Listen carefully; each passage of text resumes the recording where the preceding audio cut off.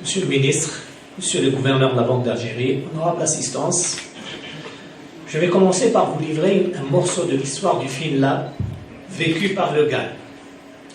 Le GAN, groupement algérien des acteurs du numérique, a été créé en janvier 2020.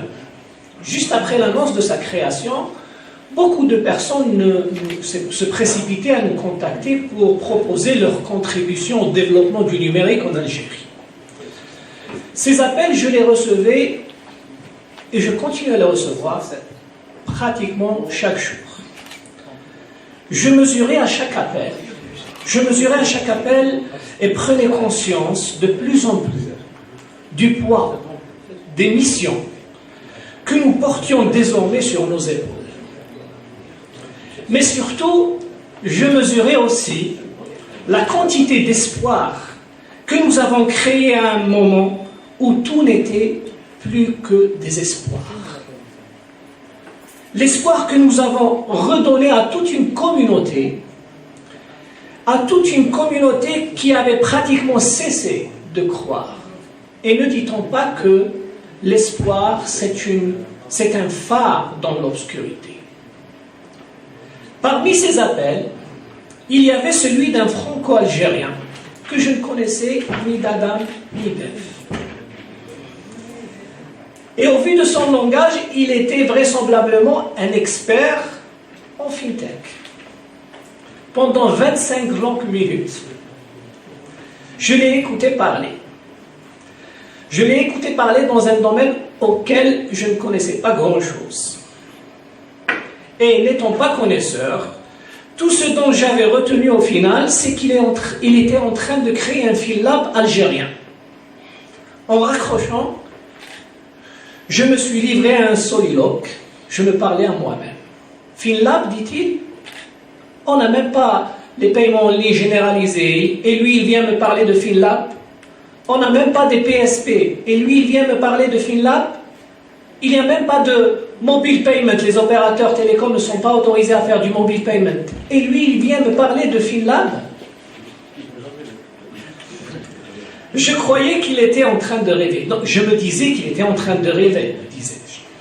Aujourd'hui, le rêve est devenu réalité. Et devinez qui était la personne qui m'avait appelé ce janvier 2020, la personne qui rêvait. C'était M. Abdelkader Khennoussi, qui est aujourd'hui directeur du rêve qu'il a réalisé, directeur du FinLab. Quand je préparais le discours, j'avais prévu que vous applaudissiez à ce moment-là. Je n'ai pas livré assez d'émotion, c'est pour ça. Un bel exemple de persévérance, n'est-ce pas? Au GAN, nous nous réjouissons de la naissance du FinLab. Nous sommes convaincus qu'il redonnera lui aussi espoir, comme nous avons réussi à le faire à toute une communauté.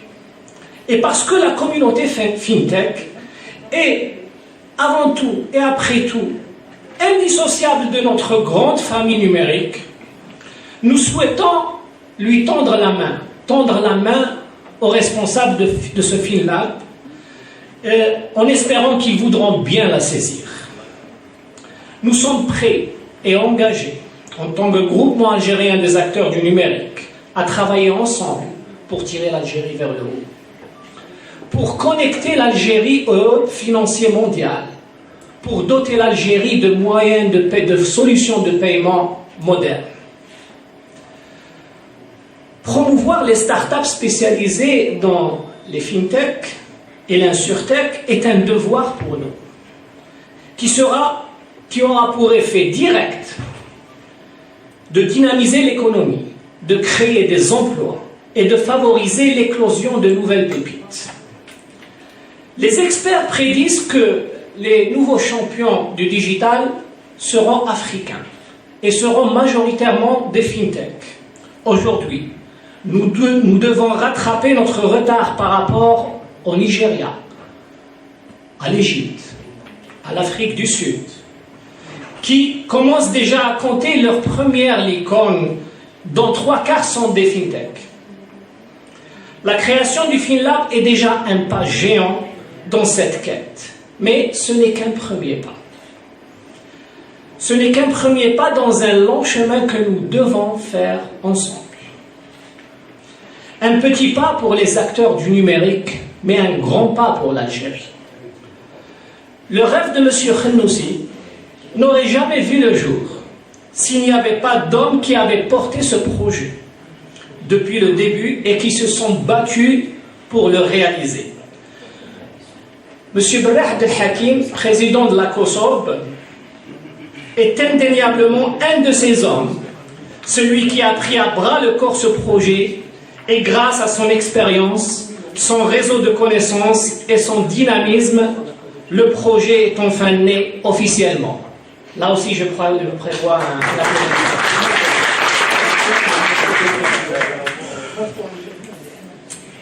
Étant devant un parterre composé essentiellement de personnes qui savent parfaitement interpréter les chiffres, je conclurai en livrant une statistique assez parlante.